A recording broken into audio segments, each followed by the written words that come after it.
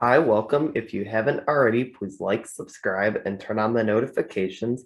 And today we're interviewing a member of the West Bloomfield School District Board and Oakland County Board Association named Carol Finkelstein. How are you doing today?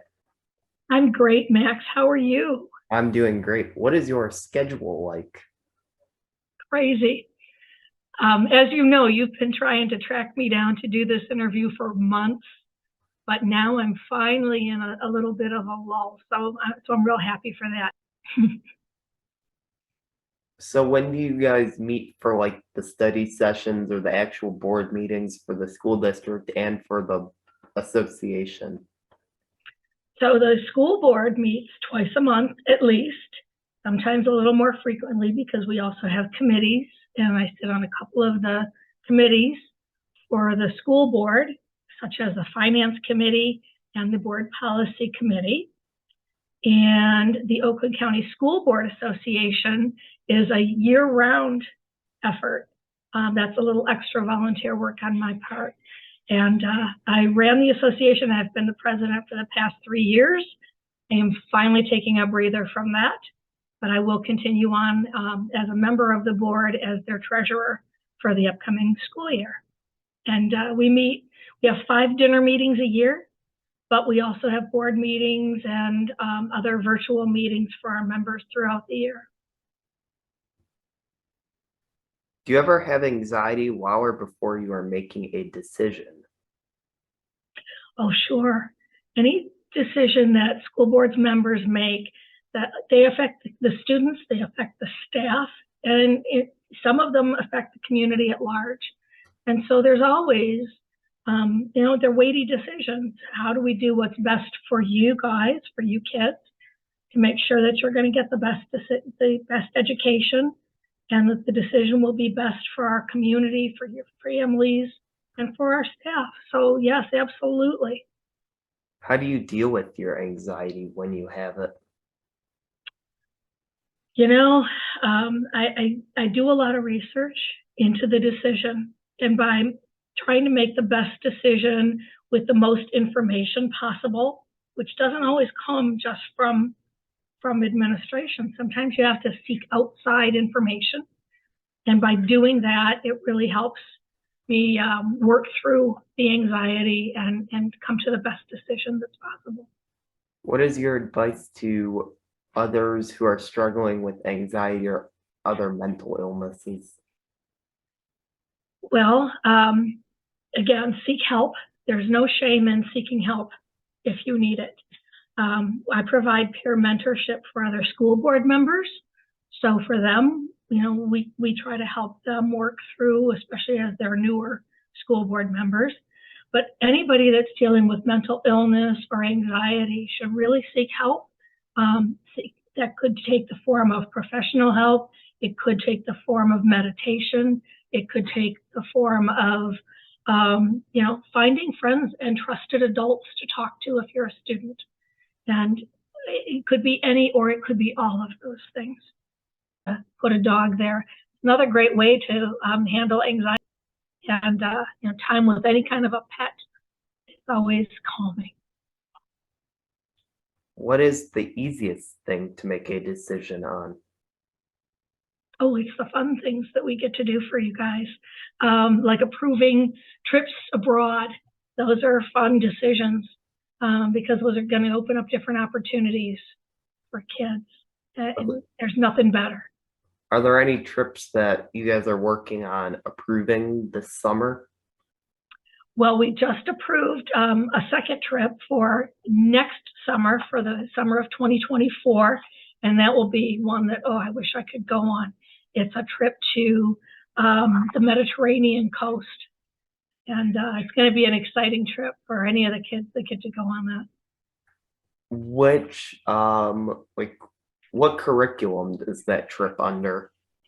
That's not under a specific curriculum. That's helping to create global citizens. And so Mrs. Abeska from the High School Media Center is going to be leading that trip, and it'll expose students to a broad range of cultures and opportunities. So it'll be a great trip. What is the hardest thing to make a decision on? Whenever you have to make a cut, whenever you have to take something away, whether it's a curricular choice, whether it's a staff choice, whatever that might be, those are always the toughest decisions. What is your favorite thing to make a decision on? I'm getting back to those fun things, those trips and those great opportunities for you kids. What is your least favorite thing to make a decision on? Same as before, Max. It's the tough stuff, you know, but somebody's got to make a decision, and I was elected to do just that. And so, I just try to weigh the pros and the cons and to make the best decision possible that impacts the least number of people in a negative way. Who is your favorite person to work with? Our whole board and our superintendent, and even central office administration. We've got some phenomenal people leading the district. What is it like to be on the board? Well, it's quite an honor to be elected by members of your community to serve and to make the decisions that impact the education of all of our students. And it's an incredible honor, Max. What is your career history and roles? Well, my current job, I am a home builder. I build houses for a living. I also have a license to sell real estate, which I don't do very often anymore. I mostly build and sell homes. And then prior to that, I worked in the medical field. This is my second career. What part of the medical field? I worked in neurophysiology, and I did neurosurgical monitoring. And at one point in my career, I managed and ran an epilepsy surgery program out west. Did you design your house or help design it? Actually, my husband did this house. This was an existing house, but we took the back part of the house off. We took the garage off and we rebuilt it and enlarged the house a lot. But my husband did most of that design work, but I developed the kitchen of my dreams. Do you have a favorite place to work at out of all the jobs you've done? I have a lot of good memories of a lot of good things. I loved working in healthcare. You made a difference in people's lives. So I did love that. But I also love building a house and turning it over to a homeowner for the very first time. If it's the first time they've designed and built their own home, there's nothing better than turning those keys over to them. So I can't say that there's a favorite. Every phase of my work career has had its real positives. Are you currently giving anyone keys to house anytime soon? Not right now. Not right now. Now I'm not. I'm sort of in between projects right now, not building anything, but looking forward to my next build.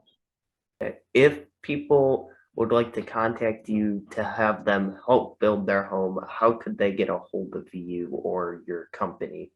My company's name is Norwood Homes, and just Google Norwood Homes. It's the best way to get a hold of us.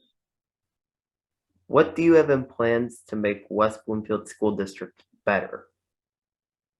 Well, the board isn't there to operate the district. That's the superintendent's role. And so what I look to do is to support the superintendent's decisions and her recommendations the best way that I can. And that would be in facilities, that will be in programming, that will be in curriculum, in all sorts of ways. But again, that's really the superintendent's role to make those recommendations to the board. What are you working on right now? Well, we're waiting for the superintendent to bring us recommendations for how to use the bond money and which buildings to start with and which buildings will remain, which ones will be rebuilt, all of that. So a lot of facilities work coming up, and we just approved at our last meeting to begin the work to move the transition center from an office building into the high school, into a portion of the high school. And I'm very excited about that project. It'll give those students in our adult transition program a really phenomenal facility. So that's really exciting work. What building is first planned to be started? We don't know that yet. We won't know until we meet on the 17th. I have no idea. So 10 days until we know that. 10 days, my friend, 10 days. And then we'll get some ideas. And we won't necessarily know that. That's when the recommendations are coming to the board for our first discussion on it. So it may be a little bit of time after that before those final decisions are made. There is no date on this yet, but I do know that I'll be meeting with the Assistant Superintendent of Facilities and Operations and a few of the architects to dive into the bond and different architects' designs for the buildings very soon. So that's exciting. Well, I hope it's after the 17th of July so that they'll be able to share some information with you. We're not planning to do this till September or something. Perfect. Yeah, we should have some good decisions and some ideas solidified by that time, I would hope, at least. So we're just waiting. We love that you do these interviews. It really gives our community a look at the people that they've elected and the people that have been hired and that are taking on these lead roles in our schools. Thank you. All right. What is your education? So I attended Wayne State University and I studied psychology way back when. It's been a long time. I'm a little older. I'm one of the older board members. So yeah, psychology at Wayne State, my degree. So. And then did you have to get a degree for the neuro? That was after college. That was a hospital-based program that I went through. So it's not a separate degree. It's a hospital-based program followed by national board exams. And I am nationally boarded in 3 different areas. What are those 3 areas? Well, they're all different areas of neurophysiology, but one specializes in surgical monitoring, neurosurgery. Here is a video question from Miss Lisa Graff, one of the assistant principals at WBMS. Mrs. Finkelstein is great. We love the work she has done around therapy dogs in schools. I wanted to ask her what gave her the notion that this would be a good thing for kids. Thank you, Mrs. Finkelstein, for all that you do. That was very sweet of Mrs. Graff to ask that question. So I've long been involved with West Bloomfield Youth Assistance. I've been often on their board over the past decade. But therapy dogs, we started seeing more and more therapy dogs in other districts where the districts were owning them. Mrs. Abeska at the high school used to bring her dog to the high school, and it was a wonderful thing for the students. And so when the opportunity and the question came up, can't we have therapy dogs in West Bloomfield? Our board worked together collaboratively to come up with good policy and good ideas and a way to bring therapy dogs into our schools to benefit the students. What are each of the therapy dogs and who do they belong to?